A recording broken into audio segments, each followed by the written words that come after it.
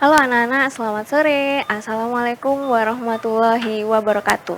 Berjumpa kembali di stasiun televisi kesayangan masyarakat Kota Batu, Agropolitan Televisi, dalam acara Ada Kelas di ATV. Acara ini terselenggara atas kerjasama antara Dinas Pendidikan Kota Batu dengan Agropolitan Televisi. Kalian bisa menyaksikan acara ini melalui live streaming di YouTube channel Ada Kelas di ATV maupun dari aplikasi Agropolitan TV yang bisa kalian download di Play Store pada smartphone kalian masing-masing. Dukung terus acara ini ya dengan cara like dan komen di video favorit kalian dan jangan lupa subscribe channel YouTube-nya. Hari ini kita akan belajar matematika bersama saya Bu Alif Nadia Mahrubi atau bisa dipanggil Bu Nadia dari SMP Negeri 3 Batu. Sebelumnya Bu Nadia ingin menyapa dulu nih anak-anak yang ada di rumah. Bagaimana kabarnya hari ini? Alhamdulillah ya, semoga kalian semua dalam keadaan sehat, semangat dan tetap ceria. Oke, sebelum kita memulai pembelajarannya, baiknya kalian siapkan dulu alat tulis dan bukunya ya, supaya kalian bisa mengikuti pembelajaran hari ini dengan baik. Sudah siap semuanya? Baik, mari kita mulai. Oke anak-anak, hari ini kita akan belajar matematika tentang kekongruenan dan kesebangunan. Nah, jika dicermati, dua segitiga pada gambar paling kiri dan dua foto Einstein pada gambar di tengah, maka akan tampak adanya dua bentuk yang sama tetapi ukurannya berbeda. Sedangkan untuk ubin-ubin segi 5 beraturan pada gambar paling kanan menunjukkan adanya bentuk serta ukuran yang sama. Nah, kesamaan bentuk berkaitan dengan konsep kesebangunan. Sedangkan kesamaan bentuk dan ukuran berkaitan dengan konsep kekongruenan. Oke. Yang pertama kita akan mempelajari tentang kekongruenan. Nah, ini pengertian kongruen. Dua bangun segi banyak atau poligon dikatakan kongruen jika mempunyai bentuk dan ukuran yang sama. Kongruen dilambangkan dengan simbol seperti itu. Ada sama dengan dan ada garis melengkung di atasnya. Syarat kekongruenan bangun datar. Dua bangun segi banyak atau poligon dikatakan kongruen jika ada korespondensi satu-satu antara titik-titik sudut kedua segi banyak tersebut sedemikian sehingga memenuhi dua syarat, yaitu yang pertama, sisi-sisi yang bersesuaian sama panjang. Yang kedua, sudut-sudut yang bersesuaian sama besar. Nah, syarat kekongruenan bangun datar lagi. Di sini, sudut-sudut yang bersesuaian berdasarkan gambar di samping yaitu sudut A dan sudut J. Ini mengakibatkan M sudut A sama dengan M sudut J. M itu singkatan dari measure atau bisa disebut dengan besar atau ukuran. Jadi M sudut A artinya besar sudut A. Besar sudut A sama dengan besar sudut C. Selanjutnya, sudut B dan sudut K. Ini mengakibatkan besar sudut B sama dengan besar sudut K. Sudut C sama dengan sudut L, artinya besar sudut C sama dengan sudut L. Sudut D dan sudut M, artinya sudut D sama dengan sudut M. Nah, kemudian ada sisi-sisi yang bersesuaian, yaitu yang pertama AB dan JK, yang mengakibatkan AB sama dengan JK. Kemudian BC dan KL, akibatnya BC sama dengan KL. CD dan LM, akibatnya CD sama dengan LM. DA dan MJ, mengakibatkan DA sama dengan MJ. Jika bangun ABCD dan JKLM memenuhi kedua syarat tersebut, maka bangun ABCD dan JKLM dikatakan kongruen. Dinotasikan dengan seperti itu, ABCD kongruen JKLM. Tetapi, jika bangun ABCD dan JKLM tidak memenuhi kedua syarat tersebut, maka bangun ABCD dan JKLM tidak kongruen.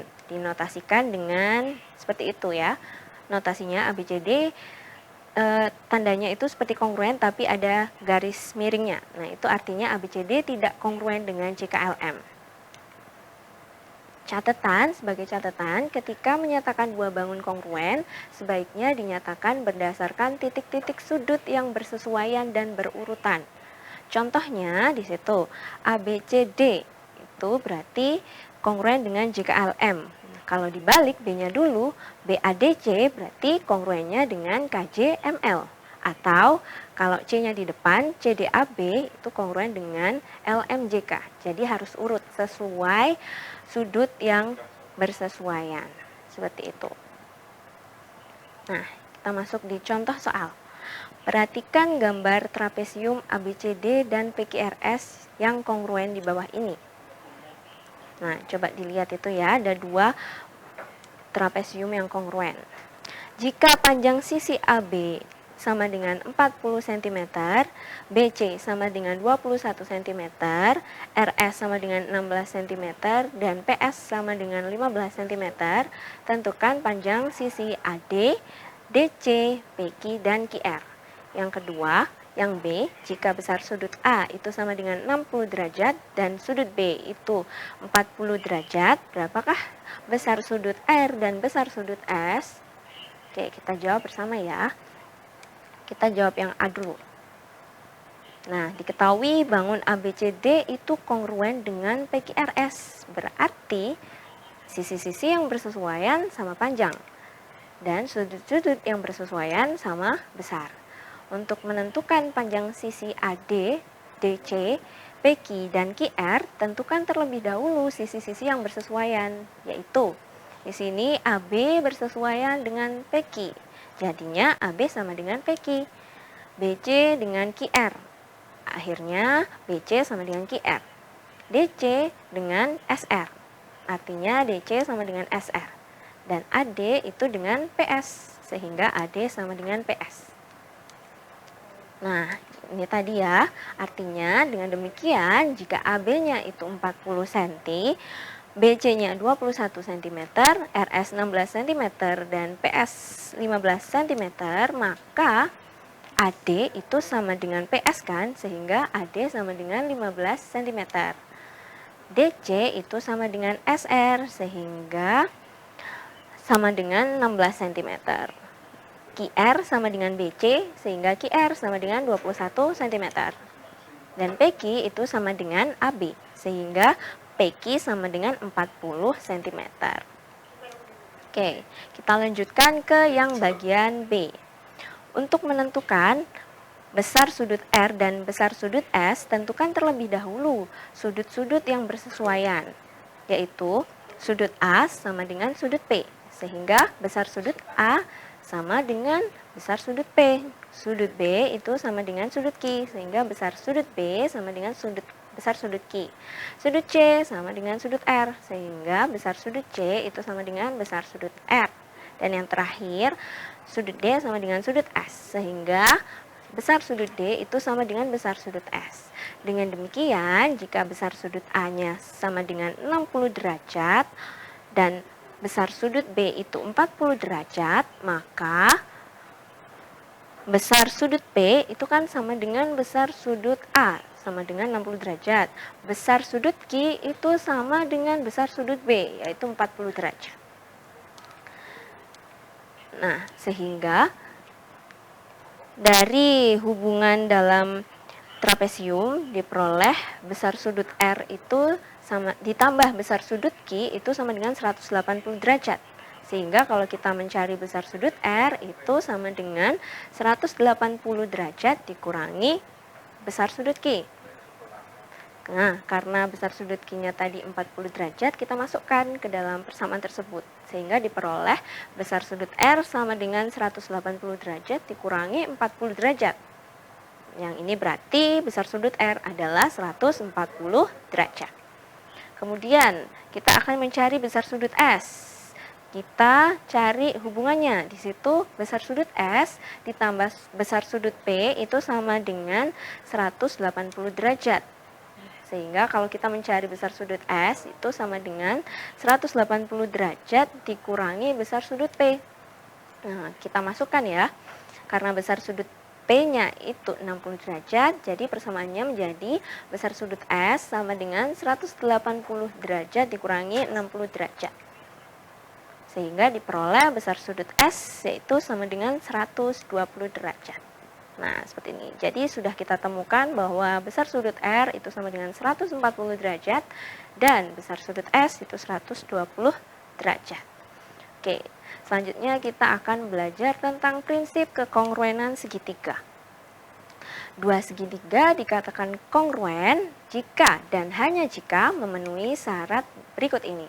Sama seperti tadi yang bangun datar, yaitu yang pertama, sisi-sisi yang bersesuaian sama panjang, dan yang kedua, sudut-sudut yang bersesuaian sama besar.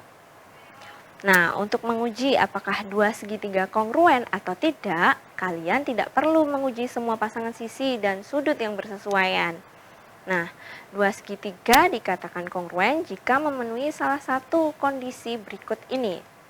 Yang pertama ada sisi-sisi-sisi, yang kedua ada sisi sudut sisi, yang ketiga ada sudut sisi sudut, yang keempat ada sudut-sudut sisi, dan yang kelima ada aturan khusus segitiga siku-siku. Nah, untuk yang kelima ini khusus untuk segitiga siku-siku.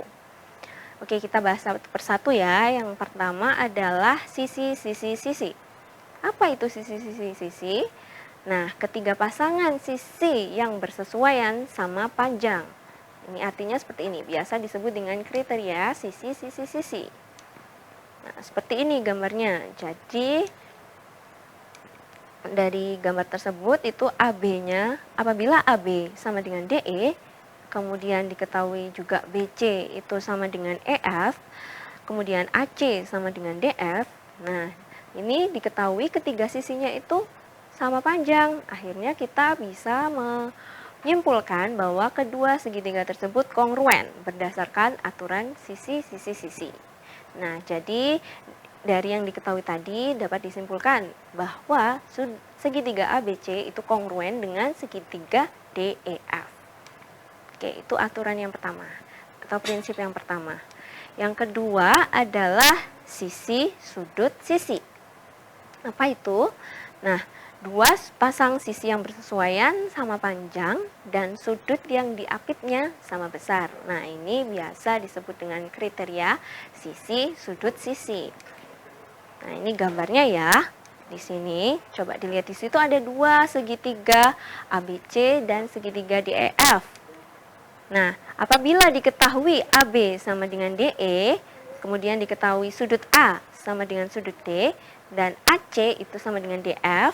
Nah, coba dilihat sudut A itu diapit antara AC dan AB, dan sudut D itu diapit sisi DF dan DE. Nah, kalau terjadi kriteria seperti ini, maka kita bisa menyimpulkan bahwa kedua segitiga tersebut kongruen berdasarkan aturan atau prinsip sisi sudut sisi, sehingga dapat disimpulkan bahwa segitiga ABC kongruen dengan segitiga DEF. Oke, itu tadi kita sudah membahas dua prinsip kekongruenan segitiga. Kita masih akan melanjutkan pembahasan kita, tetapi setelah pesan-pesan berikut ini. Jangan kemana-mana ya.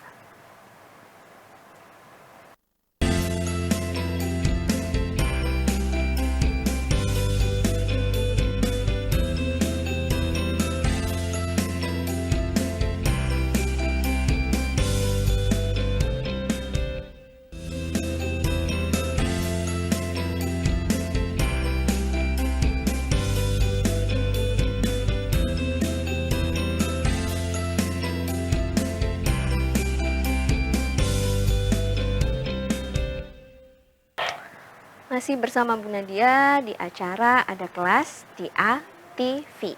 Kita lanjutkan ya pembahasan kita kali ini. Tadi kita sudah membahas prinsip kekongruenan segitiga. Udah ada dua nih yang sudah kita bahas.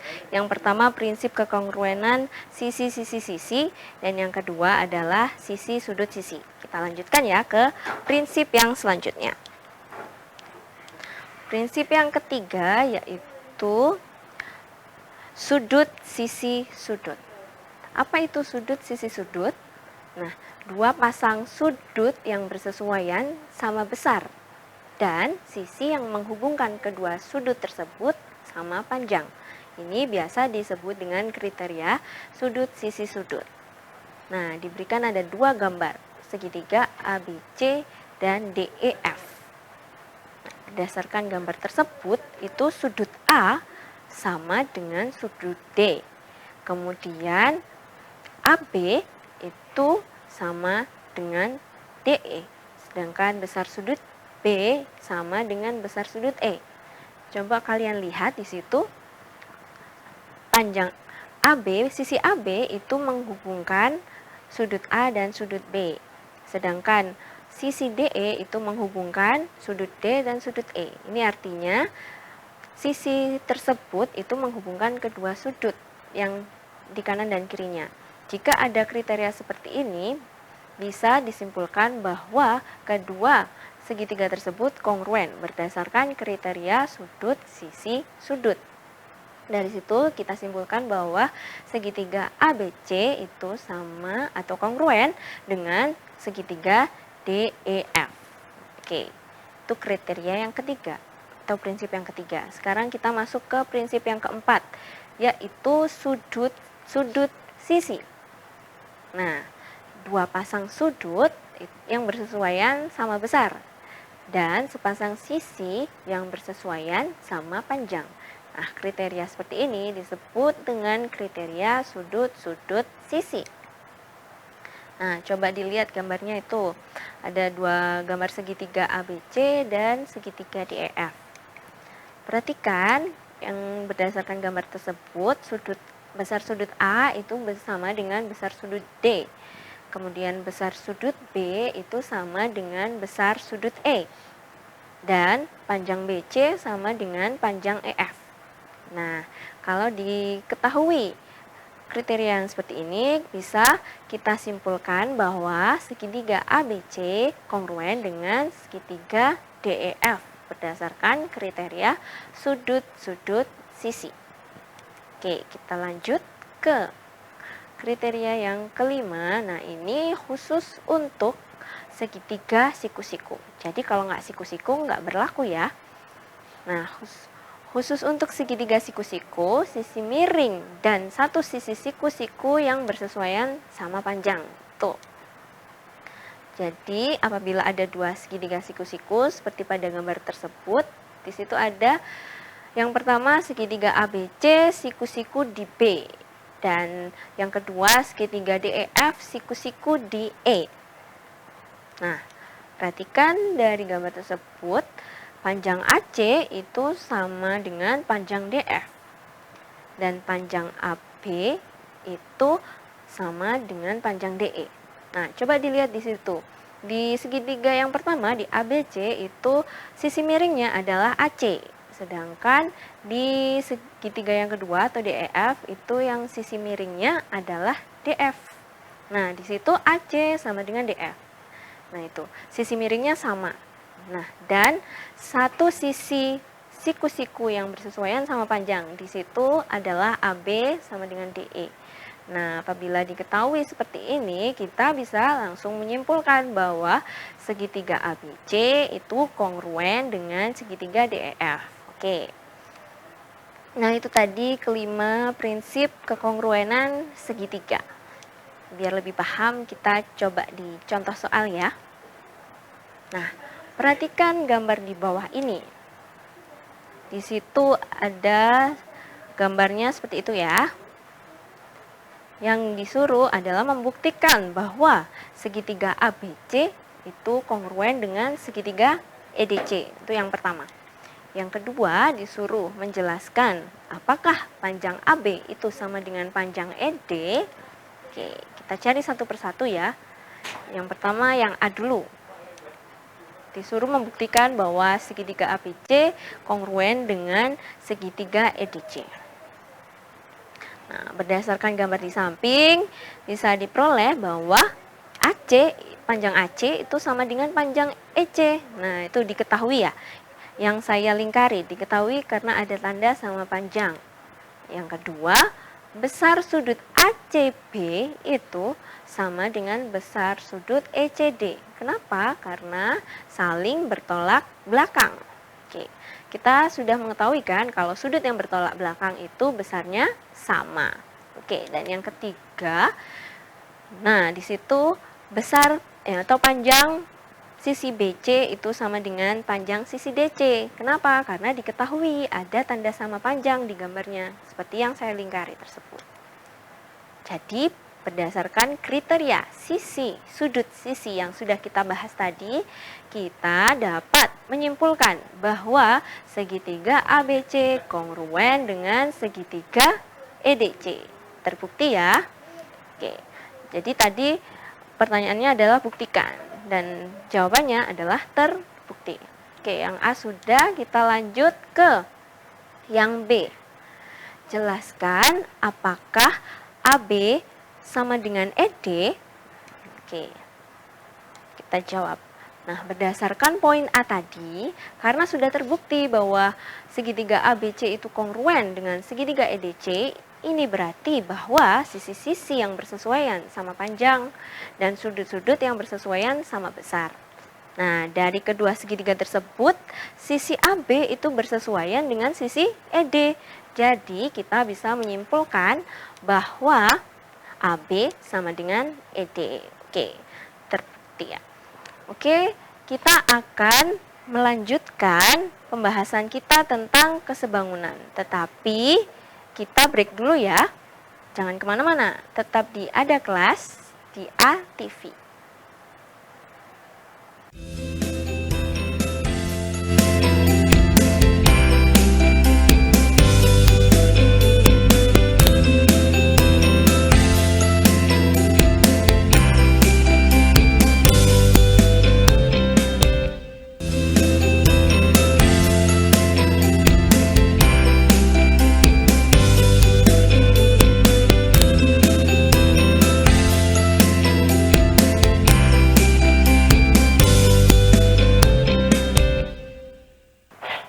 Masih bersama dengan Bu Nadia dalam acara Ada Kelas di ATV. Kita lanjutkan ya pembahasan kita tadi. Oke, tadi kita sudah membahas tentang kekongruenan. Nah, sekarang kita akan lanjut membahas tentang kesebangunan. Oke, kesebangunan. Apa yang akan kita bahas? Yang pertama yaitu tentang pengertian sebangun. Yang kedua, tentang syarat kesebangunan bangun datar. Dan yang ketiga, itu kita akan membahas tentang prinsip kesebangunan dua segitiga. Oke, kita lanjut ke yang pertama dulu, yaitu pengertian sebangun. Apa yang dimaksud dengan sebangun? Nah, dua bangun segi banyak atau poligon dikatakan sebangun jika mempunyai bentuk yang sama walaupun ukurannya berbeda. Nah, begini ya, sebangun dilambangkan dengan simbol seperti itu. Ada garis agak melengkung. Syarat kesebangunan bangun datar. Oke, dua bangun segi banyak atau poligon dikatakan sebangun jika ada korespondensi satu-satu antara titik-titik sudut kedua segi banyak tersebut sedemikian sehingga memenuhi dua syarat, yaitu yang pertama, sudut-sudut yang bersesuaian atau berkorespondensi itu sama besar, dan yang kedua, semua perbandingan panjang sisi-sisi yang bersesuaian atau berkorespondensi itu sama. Oke, jadi ada dua syarat. Sudutnya yang bersesuaian sama besar dan perbandingan panjang sisi yang bersesuaian sama. Oke, apa itu maksudnya? Nah, untuk lebih memahami silakan disimak gambar tersebut. Di situ ada dua gambar segi 4 yaitu ABCD dan EFGH. Nah, tadi syarat yang pertama kan sudut-sudut yang bersesuaian sama besar. Nah, ini artinya sudut A bersesuaian dengan sudut E dan mengakibatkan besar sudut A sama dengan besar sudut E. Lanjutnya, sudut B itu bersesuaian dengan sudut F yang mengakibatkan besar sudut B sama dengan besar sudut F. Yang ketiga, sudut C itu bersesuaian dengan sudut G yang mengakibatkan besar sudut C sama dengan besar sudut G. Dan yang keempat, sudut D bersesuaian dengan sudut H. Yang ini artinya besar sudut D sama dengan besar sudut H. Nah, syarat yang kedua itu adalah perbandingan panjang sisi-sisi yang bersesuaian itu sama. Bersesuaian itu berkorespondensi. Nah, coba dilihat. AB dibanding EF atau AB per EF itu sama dengan BC per FG, sama juga dengan CD per GH, sama juga dengan AD per EH. Jadi di situ AB itu sebanding dengan EF, kemudian BC itu bersesuaian dengan FG, CD bersesuaian dengan GH, dan AD bersesuaian dengan EH. Nah, itu jika dibandingkan keduanya, itu nanti besarnya harus sama. Jika bangun ABCD dan EFGH memenuhi kedua syarat tersebut, syarat yang tadi, maka bangun ABCD dan EFGH dikatakan sebagai bangun yang sebangun. Dinotasikan dengan ABCD sebangun dengan EFGH. Jadi itu notasi itu bacanya seperti itu. Tetapi jika bangun ABCD dan EFGH itu tidak memenuhi kedua syarat tersebut, maka bangun ABCD dan EFGH dikatakan tidak sebangun. Dinotasikan dengan, nah seperti itu notasinya. Jadi notasi sebangun dikasih tanda miring atau garis miring. Nah, itu notasi dari tidak sebangun. Oke. Itu tadi syarat kesebangunan bangun datar. Nah, coba dilihat sebagai catatan sama seperti tadi ya. Jadi ketika kalian menyatakan dua bangun sebangun, sebaiknya dinyatakan berdasarkan titik-titik sudut yang bersesuaian dan berurutan. Misalnya ABCD. Di situ A tadi bersesuaian dengan E, B bersesuaian dengan F, C bersesuaian dengan G, dan D itu bersesuaian dengan H. Berarti kalau A, B, C, D sebangun dengan E, F, G, H. Apabila dibalik, misalkan B-nya di depan, B, A, D, C, itu berarti yang belakang juga harus dibalik. B, A, D, C sebangun dengan F, E, H, G. Atau misalkan C-nya di depan, misalkan C, D, A, B. Jadi urutannya tadi harus sama yang kanan itu. Jadi kalau C, D, A, B sebangun dengan G, H, E, F. Oke, gitu ya. Harus penulisannya harus tepat dan urut. Nggak boleh ngawur. Misalkan A, B, C, D sebangun dengan F, E, H, G. Nggak boleh seperti itu. Harus urut sesuai yang bersesuaian. Nah, contoh soal. Perhatikan gambar berikut. Nah, itu gambar apa? Ya, ada gambar trapesium. Ada dua trapesium, trapesium ABCD dan trapesium KLMN.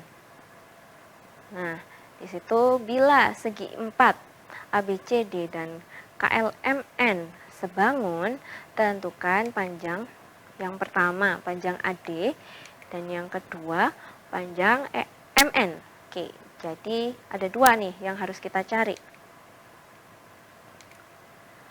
Oke, kita bahas dulu.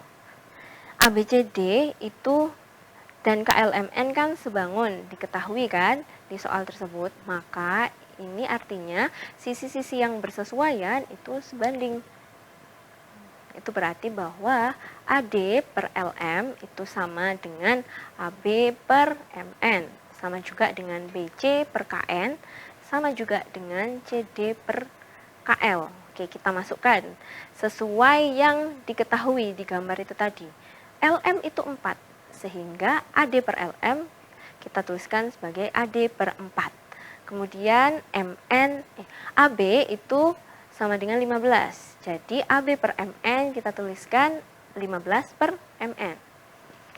Kemudian diketahui lagi BC itu 9 cm. Sehingga kalau kita menuliskan BC per KN, kita ganti BC-nya sehingga jadi 9 per KN.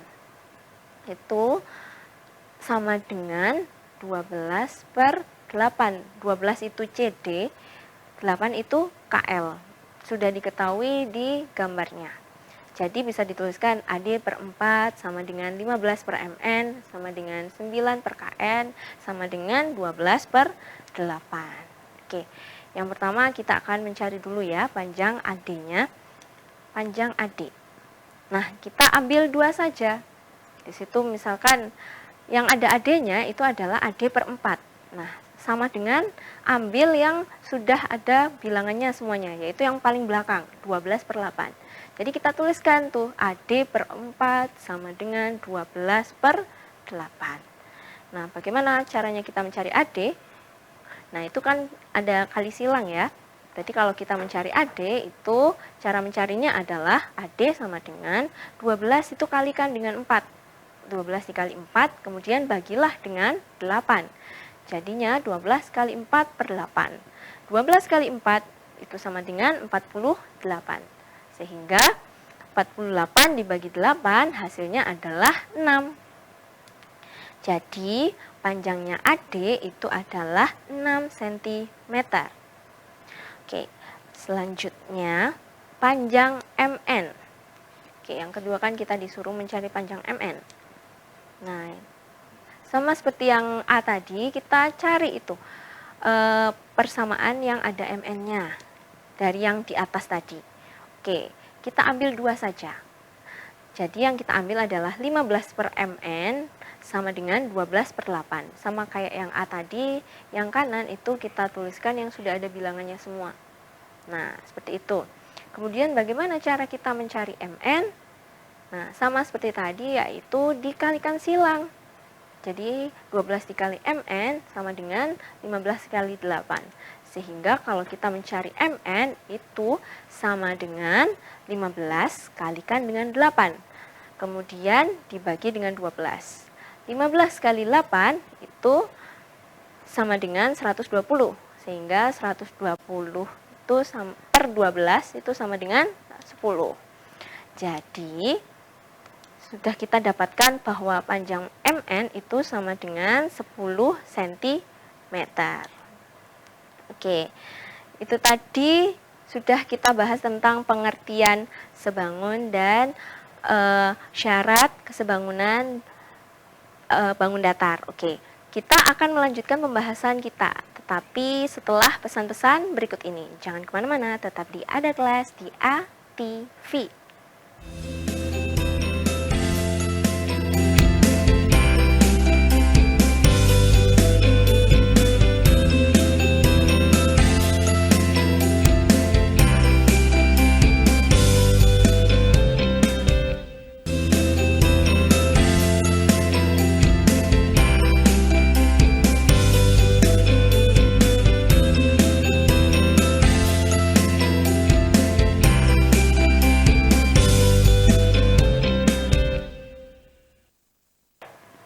Masih bersama Bu Nadia di acara Ada Kelas di ATV. Oke, kita lanjutkan ya pembahasan kita tadi. Tadi kita sudah membahas tentang pengertian sebangun dan syarat kesebangunan dua bangun datar. Oke, kita lanjutkan ke prinsip kesebangunan dua segitiga. Oke. Prinsip kesebangunan segitiga. Dua segitiga dikatakan sebangun jika dan hanya jika memenuhi syarat berikut ini. Yang pertama, semua perbandingan panjang sisi-sisi yang bersesuaian itu sama. Dan yang kedua, sudut-sudut yang bersesuaian sama besar. Sama kayak tadi. Nah, jika segitiga ABC dan segitiga A aksen, B aksen, C aksen memenuhi syarat tersebut, maka segitiga ABC dan segitiga A aksen, B aksen, C aksen dikatakan sebangun. Dinotasikan dengan seperti itu. Nah, tetapi jika segitiga ABC dan segitiga A aksen, B aksen, C aksen tidak memenuhi syarat tersebut, maka segitiga ABC dan segitiga A aksen, B aksen, C aksen itu tidak sebangun, dinotasikan dengan seperti itu notasinya. Nah, untuk lebih sederhana, dua segitiga itu dikatakan sebangun, misal segitiga ABC sebangun dengan segitiga A aksen, B aksen, C aksen itu jika memenuhi salah satu kondisi berikut ini. Apa saja itu kondisinya? Yang pertama, kita lihat. Yang pertama, itu perbandingan ketiga pasangan sisi yang bersesuaian itu sama. Nah, coba dilihat itu ada dua segitiga ya. Segitiga ABC dan segitiga A aksen, B aksen, C aksen. Nah, jadi ketentuan yang pertama itu A aksen B aksen per AB itu sama dengan B aksen C aksen per BC sama dengan A aksen C aksen per AC. Itu kalau misalkan itu sama dengan A, jadi ketika perbandingan ketiga pasangan sisi yang bersesuaian itu sama, kita bisa menyimpulkan bahwa kedua segitiga tersebut sebangun. Jadi segitiga ABC sebangun dengan segitiga A aksen, B aksen, C aksen. Itu adalah kondisi yang pertama. Kemudian kriteria yang kedua, ini dua pasang sudut yang bersesuaian itu sama besar. Jadi cukup dua pasang sudut saja. Jadi misalkan di situ ada dua segitiga ya, segitiga ABC dan segitiga aksen B aksen C aksen.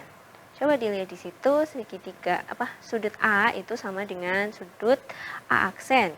Kemudian besar sudut B itu sama dengan besar sudut B aksen. Nah, seperti itu. Jadi ketika sudah diketahui seperti itu, besar sudut A sama dengan besar sudut A aksen, besar sudut B itu sama dengan besar sudut B aksen, maka kita dapat menyimpulkan atau menyimpulkan bahwa kedua segitiga tersebut sebangun. Jadi segitiga ABC sebangun dengan segitiga A aksen, B aksen, C aksen. Oke, ini syarat yang ketiga, yaitu perbandingan dua pasang sisi yang bersesuaian sama dan sudut yang diapitnya itu sama besar. Nah, coba dilihat itu, ada lagi dua segitiga, yaitu ABC dan segitiga A aksen, B aksen, C aksen.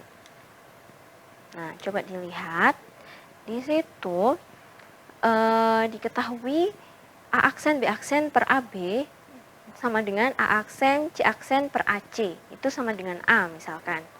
Dan diketahui lagi besar sudut A itu sama dengan besar sudut A aksen. Nah, jika diketahui dua kondisi seperti itu, kita bisa menyimpulkan bahwa kedua segitiga tersebut sebangun, yaitu segitiga ABC sebangun dengan segitiga A aksen, B aksen, C aksen.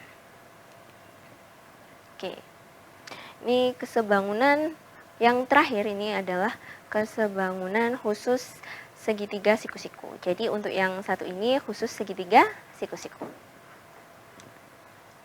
Nah, perhatikan gambar dengan memperhatikan bahwa segitiga ABC itu sebangun dengan segitiga DBA atau segitiga ABC sebangun dengan segitiga DAC dan segitiga DBA sebangun dengan DAC diperoleh. Nah, ini seperti ini. Apabila itu sebangun, maka berlaku AB kuadrat itu sama dengan BD sama dikali BC. Nah, ini AB kuadrat sama dengan BD dikali BC. Coba dilihat, AB kuadrat sama dengan, nah ini sisi BD dikali sisi BC. Oke, yang kedua yaitu AC kuadrat. Nah, yang mana AC? Yang ini, AC kuadrat itu sama dengan CD dikali CB. Nah, seperti itu. Dan yang ketiga itu adalah AD kuadrat. AD yang itu, AD kuadrat sama dengan DB dikali DC. Nah, seperti itu. Oke, kita bahas contoh soal 1 ya. Diketahui seorang siswa dengan tinggi badan 150 cm menghadap tiang bendera pada pagi hari yang cerah. Panjang bayangan siswa adalah 2,5 meter dan panjang bayangan tiang bendera adalah 6 meter. Tentukan tinggi tiang bendera tersebut. Bagaimana cara mencarinya? Nah, kita tuliskan, tadi diketahui tinggi badan siswa 150 cm. Panjang bayangan siswa itu 2,5 meter atau bisa dituliskan 250 cm. Panjang bayangan tiang bendera itu 6 meter atau 600 cm. Nah, kita misalkan nih tinggi tiang bendera dengan T. Nah, gambarnya seperti ini. Terus bagaimana cara mencari tinggi tiang benderanya? Nah, karena segitiga ABC itu sebangun dengan segitiga DEC, maka AB per DE sama dengan CB per CE. Sehingga kita tuliskan T per 150 sama dengan 600 per 250. Nah, kita kali silang. 250T sama dengan 150 kali 600. Sehingga diperoleh T sama dengan 150 kali 600 per 250. Jadi diperoleh T sama dengan 360. Jadi tinggi tiang bendera adalah 360 cm atau 3,6 meter. Oke, baiklah anak-anak, itu tadi kita sudah belajar tentang kekongruenan dan kesebangunan. Nggak terasa ya, kita sudah berada di penghujung acara. Alhamdulillah kita sudah melalui pembelajaran hari ini dengan baik. Pesan saya, kalian jangan lupa untuk tetap jaga kesehatan dan selalu semangat dalam belajar. Oke, sampai di sini dulu perjumpaan kita. Saya undur diri, saya akhiri. Assalamualaikum warahmatullahi wabarakatuh. Sampai jumpa.